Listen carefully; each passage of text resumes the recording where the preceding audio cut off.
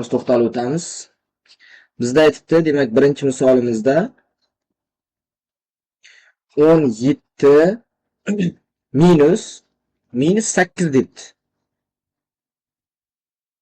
Demak, ikkita minus kelib qolganda yodimizdan chiqmasin, har doim ikkalasi plus bo'lib ketadi. Demak, mana bu yerga 17 plusdan 8 degan qiymat bo'ladi.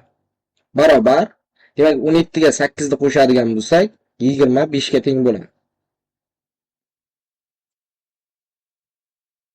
Ikkinchisiga to'xtalib o'tamiz. Ikkinchisi, demak 8,5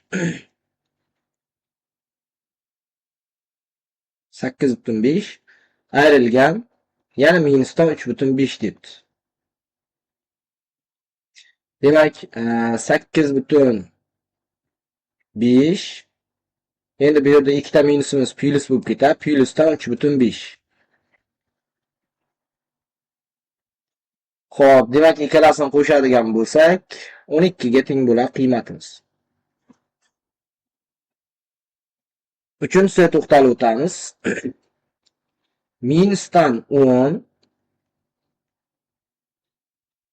minusdan yana minusdan 7. Endi bu yerda ikkita qoidani aytib o'taman. Qoidani aytishdan oldin e'tiborimizni qaratamiz. Mana bu qavsda ichida minus bor, qavsda oldida nima bor? Qavsda oldida har doim hech narsa yo'q degani har doim plus bor degani yodimizdan chiqmasin. Tushundingizlarmi? Demak, plus va minus. Plus ishorasi qavsda ichiga ta'sir etmaydi. Shuning uchun bu minusdan 10 bo'lib ochiladi. Demak, minusdan 10. Endi mana bu minusimiz va mana bu minusimiz ikkalasi nimani beraveradi? Plusni beraveradi. Plusdan 7. Endi mana bu qiymatimiz kelib qolgan vaqtimiz yodimizdan chiqmasin. Bunda misollar qanday ishlanadi? Kattasidan kichigini ayirib, kattasining ishorasini yozamiz. Demak, 10 dan 7 ni ayiramiz, ya'niki qachon ayiramizsa 2 xil ishorali son kelganda. Kattasidan kichigini ayiramiz, 2 xil ishorali son kelganda 10 dan 7 ni ayiramiz. 3. Kattasining ishorasi minus, minusdan 3 bo'ladi. To'rtinchisi esa minusdan 3,36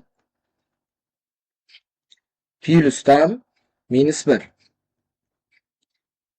Endi mana bu yerda boya aytib o'tganimdek hech narsa yo'q degan plus degani. Plusga minus bersa minus 3,36. Plusga minus yana minus 1. Demak, endi buni hisoblasak, ikkita bir xil ishorali son kelganda ikkalasini qo'shib kattasining ishorasini yozamiz. Demak, 3,36 ga 1 ni qo'shsam 4,36. Kattasining ishorasi minus bo'lgani uchun minusdan 4,36. Endi sizga formulasini ham yozib qo'yaman mana bu yerda yodlaringizdan chiqmasligi uchun. Minusga minusimiz beradi, yodimizdan chiqmasin plusni. Agar minusga plus bo'ladigan bo'lsa, bu minusni beradi. Agar plusga minus bo'ladigan bo'lsa, bu ham minusni beradi. Agar plusga plus bo'ladigan bo'lsa, bu ham plusni beradi. Ya'ni ikkita bir xil ishorali sonlar doim plus, ikkita har xil ishorali sonlar doim minusni beradi.